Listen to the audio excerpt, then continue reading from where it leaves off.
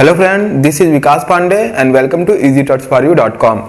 आज के इस ट्यूटोरियल में हम एक सी का प्रोग्राम बनाएंगे जहां पर डेसिमल नंबर को हम बाइनरी नंबर में कन्वर्ट करेंगे। जैसा कि आप नंबर सिस्टम पढ़ चुके होंगे और उसमें आपने डेसिमल, बाइनरी, ऑक्टल, हेक्साडेसिमल इन सभी नंबर सिस्टम के बारे में पढ़ा होगा। साथ में वहां पर आपने उनका कन्वर्जन भी पढ़ा होगा। तो आज इसके लिए हम एक छोटा सा प्रोग्राम बनाएंगे।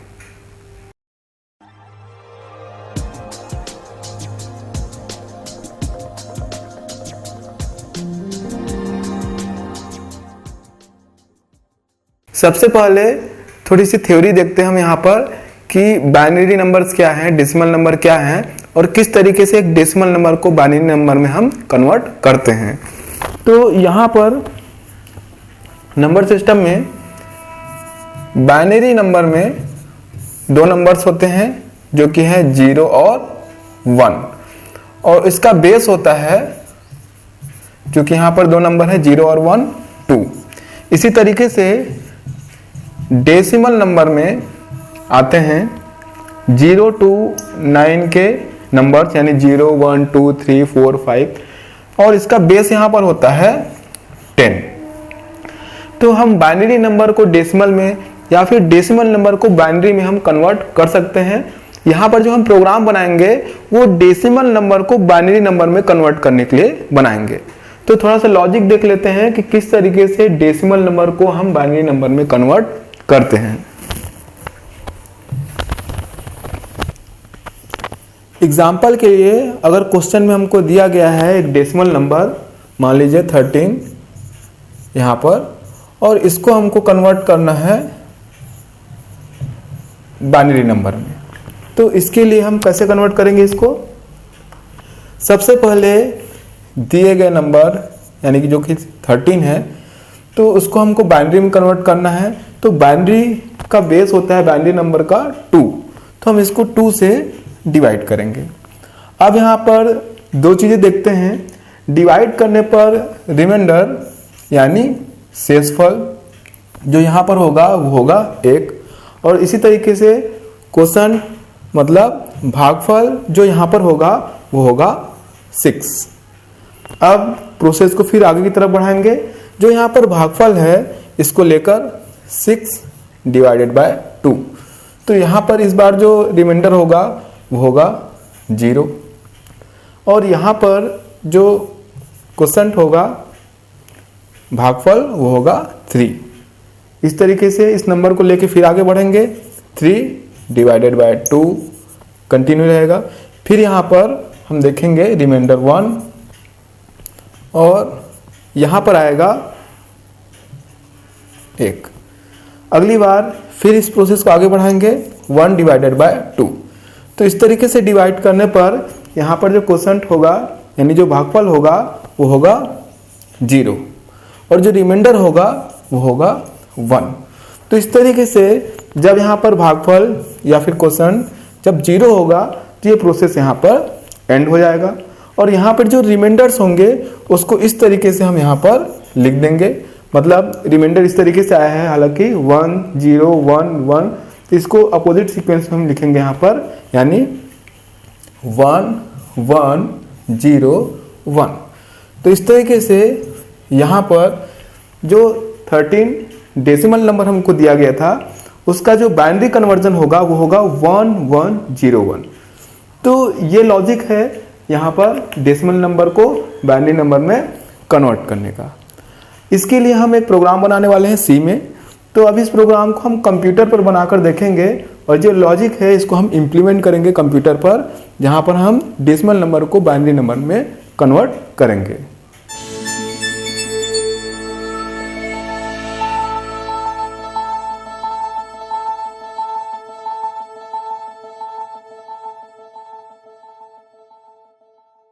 सबसे पहले यहाँ पर मैं न्यू फाइल ओपन करूँगा। उसके बाद मैं यहाँ पर हेडर फाइल यूज़ कर रहा हूँ। सबसे पहले हैज़ इंक्लूड stdio.h और उसके बाद हैज़ इंक्लूड conio.h। उसके बाद यहाँ पर मैं मेन फंक्शन लिखूँगा इंट मेन, और यहाँ पर प्रोग्राम में यूज़ होने वाले वेरिएबल्स यहाँ पर मैं बनाऊँगा। इंटीजर वेरिएबल यहाँ पे बना रहा हूँ number, comma var, comma re, comma binary is equal 0, comma I is equal 1। यहाँ पर इन वेरिएबल्स के बारे में देख लेते हैं।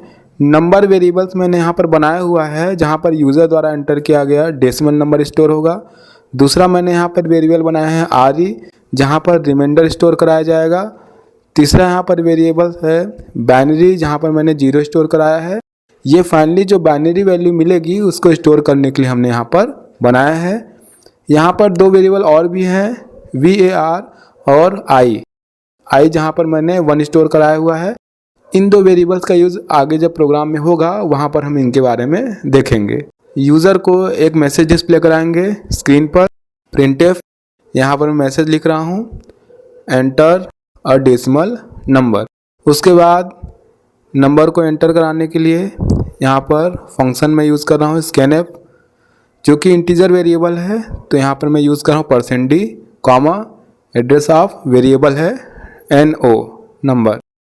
उसके बाद आगे बढ़ते हैं, VAR इज इक्वल NO।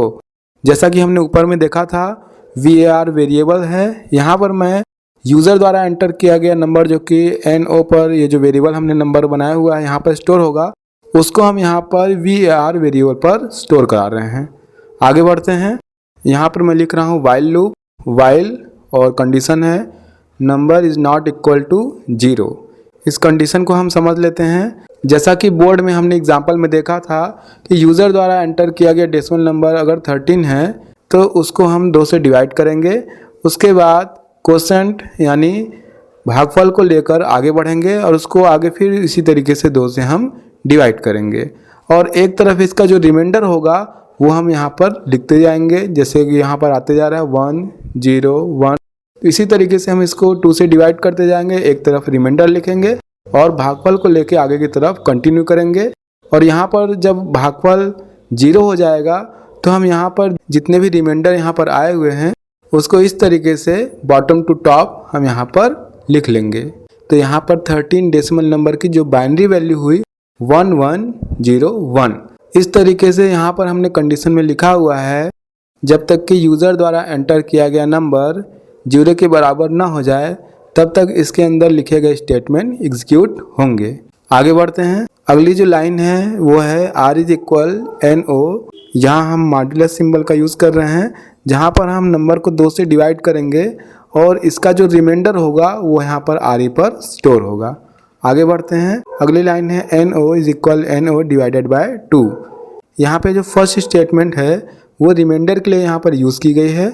जैसा कि हमने एग्जाम्पल में देखा है कि जब हम इसको 2 से डिवाइड करेंगे तो यहाँ पर रिमाइंडर RE पर स्टोर होगा। यहाँ पर जो सेकंड स्टेटमेंट है वो कोसेंट के लिए मीन्स भागफल के लिए यहाँ पर यूज़ किया गया है। तो इस तरीके से नंबर को यहाँ पर 2 से डिवाइड किया जाएगा और जो भागफल होगा यहाँ पर उस वेरिएबल पर स्टोर हो जाएगा, जिसको हम आगे लेकर कंटिन्यू करेंगे। थर्ड स्टेटमेंट है binary is equal binary plus, उसके बाद हम यहाँ पर ब्रैकेट्स में लिख रहे हैं RE इंटू आई। यहाँ पर हम अगला स्टेटमेंट भी लिख लेते हैं, उसके बाद हम इन स्टेटमेंट को समझेंगे कि ये किस तरीके से वर्क करेंगी। अगला स्टेटमेंट है I is equal I into 10 और यहाँ पर मैं वाइल लूप क्लोज कर रहा हूँ। I वेरिएबल हमने शुरू में देखा था जहाँ पर हमने 1 स्टोर कराया हुआ है। यहाँ पर इन स्टेटमेंट्स की वर्किंग समझने के बाद ही हम इस प्रोग्राम को अच्छी तरीके से समझ पाएंगे। तो यहाँ पर हम ये लूप और इसके अंदर लिखे गए स्टेटमेंट्स किस तरीके से वर्क करेंगे इसको हम एक एग्जांपल के द्वारा समझते हैं। सबसे पहले देखते हैं कि यूज़र द्वारा एंटर किया गया नंबर सपोज 13 है, तो यहाँ पर वो इस तरीके से जो हमने वेरिएबल बनाया हुआ है यहाँ पर स्टोर होगा। और लूप में हमने कंडीशन लिखा हुआ है while number is not equal to 0। तो लूप जब एग्जीक्यूट होगा तो यहाँ पर जो सबसे पहला स्टेटमेंट है वो यहाँ पर एग्जीक्यूट होगा। और जैसा कि हमने एग्जाम्पल में देखा था जब इसको हम 2 से डिवाइड करेंगे तो यहाँ पर हमने मॉड्यूलस सिंबल का यूज़ किया हुआ है। जैसा कि हम एग्जाम्पल में यहाँ पर देख रहे हैं कि पहली बार 2 से डिवाइड करने पर हमको यहाँ पर रिमाइंडर 1 मिलेगा और वो यहाँ पर RE वेरिएबल पर स्टोर हो जाएगा।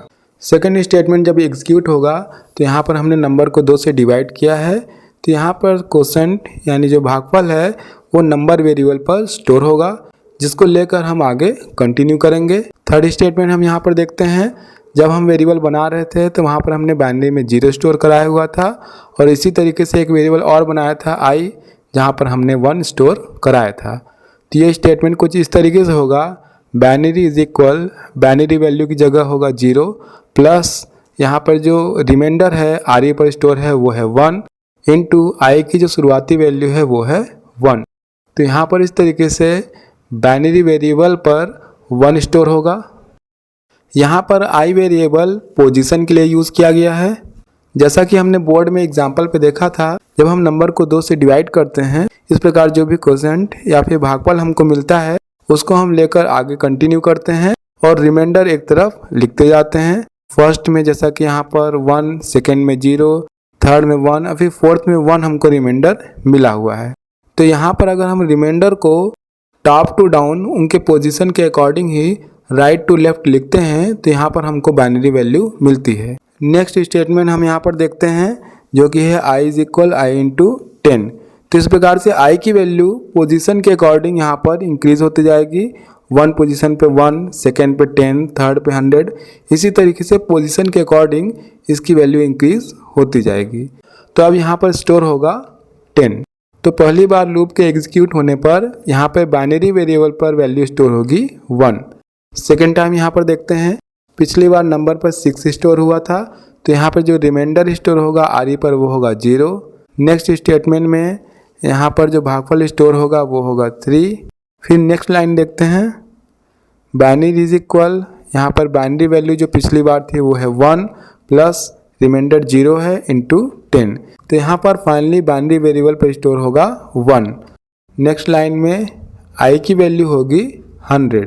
कंटिन्यू करते हैं। इस बार यहाँ पर नंबर की वैल्यू 3 है जिसको 2 से डिवाइड करने पर रिमाइंडर स्टोर होगा 1 और अगली लाइन पे भागफल स्टोर होगा 1। फिर यहाँ पे थर्ड लाइन को देखते हैं, बाइनरी इज इक्वल, पिछली बार जो बाइनरी की वैल्यू थी वो है 1 प्लस रिमाइंडर यहाँ पर 1 है इंटू यहाँ पर i की वैल्यू है 100। तो फाइनली यहाँ पर बाइनरी पर जो वैल्यू स्टोर होगी वो होगी 101। नेक्स्ट i की वैल्यू होगी 1000। कंटिन्यू करते हैं। इस बार यहाँ पर रिमाइंडर यानी शेषफल स्टोर होगा 1 और क्वोशेंट यानी भागफल यहाँ पर स्टोर होगा 0। नेक्स्ट लाइन को देखते हैं, यहाँ पर बाइनरी इज इक्वल, पिछली बार बाइनरी की वैल्यू थी 101 प्लस यहाँ पर रिमाइंडर है 1 इंटू आई की वैल्यू है 1000। तो फाइनली यहाँ पर बाइनरी वेरिएबल पे जो वैल्यू स्टोर होगी वो होगी 1101 और नेक्स्ट लाइन पे आई की वैल्यू होगी 10,000। चूँकि यहाँ पर नंबर पर वैल्यू स्टोर है 0, इसलिए लूप में कंडीशन के अकॉर्डिंग यहाँ पर लूप स्टॉप हो जाएगा। तो फाइनली यहाँ पर जो हमको बाइनरी वेरिएबल पर वैल्यू मिलेगी वह है 1101। आगे हम इस वेरिएबल की वैल्यू स्क्रीन पर प्रिंट कराएंगे। तो यहाँ पर मैं स्क्रीन पर मैसेज लिख रहा हूँ, binary equivalent of %d is %d। तो यहाँ पर जो फर्स्ट वैल्यू है %d, इसके लिए मैं यहाँ पर वेरिएबल यूज़ कर रहा हूँ var।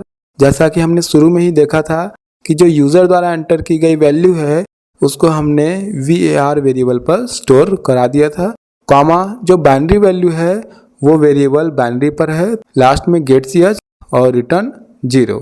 यहाँ पर मैं मेन फंक्शन को क्लोज कर रहा हूँ। उसके बाद प्रोग्राम को मैं यहाँ पर सेव कर रहा हूँ। आप शॉर्टकट की F2 का भी यूज़ कर सकते हैं सेव करने के लिए, और यहाँ पर मैं नाम दे रहा हूँ binary.c। उसके बाद मैं प्रोग्राम को कंपाइल कर रहा हूँ। आप शॉर्टकट की Alt+F9 का भी यूज़ कर सकते हैं। उसके बाद मैं यहाँ पर प्रोग्राम को रन करा रहा हूँ। यहाँ पर मैं डेसिमल नंबर एंटर कर रहा हूँ 10, जिसकी बाइनरी वैल्यू यहाँ पर आ रहा है 1010।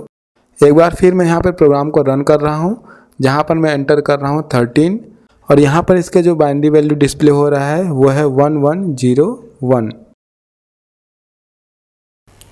तो आज के इस प्रोग्राम में हमने देखा कि किस तरीके से डेसिमल नंबर को हम बाइनरी नंबर में कन्वर्ट कर सकते हैं सी प्रोग्राम के थ्रू। इसी तरीके से और भी कन्वर्जन या और भी प्रोग्राम हम देखेंगे।